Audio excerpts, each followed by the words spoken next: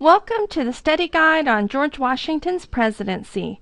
He served 2 terms of office, a total of 8 years, from 1789 to 1796. George Washington was sworn in as the first president on April 30th of 1789. He created the job of president since the Constitution didn't tell him what to do on a day-by-day basis.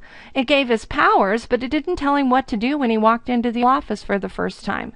Everything Washington did set a precedent or an example or tradition for every president who came after him to follow. The first precedent that he set was to create a cabinet of advisors.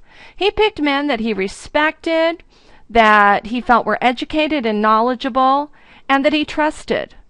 And he created 5 cabinet positions.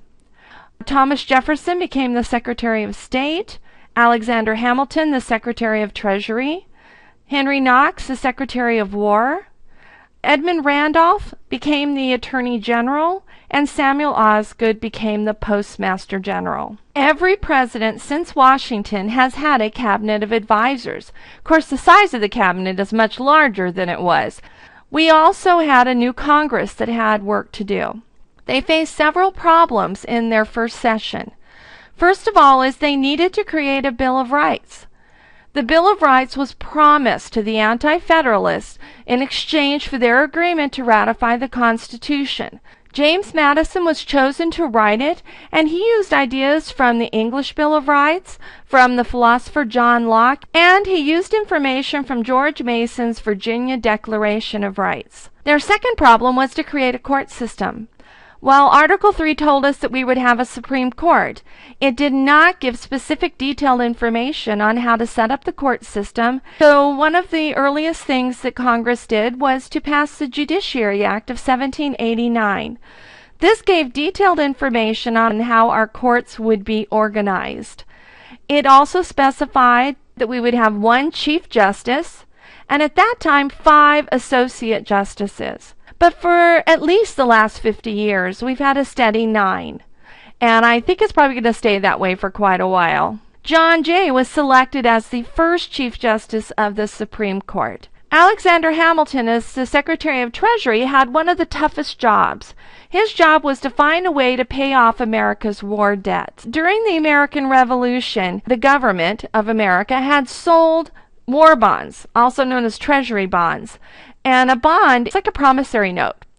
You give the government $100, they give you a piece of paper that says that in 5, 10, 15, 20 years, you can come back, turn in that piece of paper, and you'll get your $100 back and some interest for the use of the money. Some of these bonds for 5 and 10 years were coming due, and the government needed to have the money to pay those bonds off. So Hamilton came up with a plan to handle the debt. The first part of his plan was to buy up all the old federal bonds and then sell new ones. Everybody was pretty much on board with part 1 of his plan. Part 2 was to buy up old state bonds and sell new bonds. Now we have a whole different picture here, because the southern states did not have any debt. They had paid their debt off, and they were not happy about the idea of having to pay other states' debts. James Madison was also opposed to this. Well, it took some negotiation and some compromise, but finally Alexander Hamilton convinced the southern states to go along with part 2 of his plan if in exchange he would have the capital city move from New York closer to the southern states. Hamilton also asked Congress to impose a tariff, that's a tax, on imported goods. The tariff was great for the states in the north that were basically manufacturing states. They had factories, they made product. On the other hand, this tariff was really bad for the south because they were agricultural and they imported most of their goods. We just made all of their purchases way more expensive. So as the North made money, the South lost money. Needless to say, they were very unhappy about this tariff. That still wasn't enough money, because now not only do we need to pay off our debts, but now we have to build a new capital city, and that required money as well. So in 1794, Congress passed a tax on liquor at Alexander Hamilton's request. Washington also had to deal with some foreign policies During the Revolution, after the Battle of Saratoga, we had made a treaty with the French. We allowed them to pull into our ports with their ships to resupply as a way to help them in their fight against the British. But now that we have this new country, Washington did not think honoring that treaty was wise. He said we were too new and too young a country to be involved in the affairs of others. So Washington came up with a solution. In April of 1793, he issued the Neutrality Proclamation. When you're neutral, it means you don't take sides. In the Neutrality Proclamation, he said, 1, that the U.S. would not take sides in the French Revolution, and number 2, no American would take warlike action against the British or French. If we were attacked, we could respond, but we were not to initiate attack with either French or English vessels. Unfortunately, the results were that both France and England started attacking our ships. The British had actually attacked and captured so many American ships in the West Indies where we were trying to trade with France that it became necessary for Washington to send someone over to England to try to negotiate with them and stop the attacks. And so he made the decision to send John Jay. Jay's treaty happened in January of 1794. He negotiated this treaty with Britain, and it stated, 1, that the British agreed to pay for the damage to our ships, but they are not going to agree that they won't turn around and attack us again tomorrow. The second part of the treaty said that the British would agree to leave their forts in the Ohio Valley.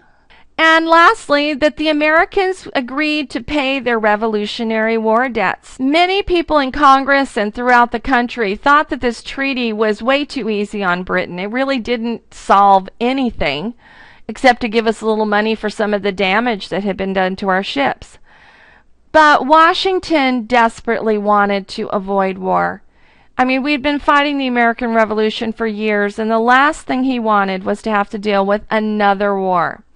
So, almost as a favor to Washington, the Senate went ahead and passed and approved Jay's Treaty in 1795. Now, we're coming up to 1796. George Washington's presidency is coming to an end. Every president gives a farewell address. Back in the 1800s, before TV, they weren't speeches. They were printed in the newspaper. And in Washington's farewell address, he gave several warnings to the country, things that he thought as a country we should watch out for or avoid completely. Among these warnings were 1, to avoid permanent alliances with other nations, but do continue to trade with them. Just don't make permanent alliances. 2, remain neutral in the affairs of other nations. We haven't done a very good job at that, have we? Thirdly, he warned that political parties will divide the country, and he felt that they would, in the end, possibly be the downfall of our country. Finally, he set the precedent for each president to serve no more than 2 terms of office, or a total of 8 years. And that is the basic information about Washington's presidency that you need to be aware of.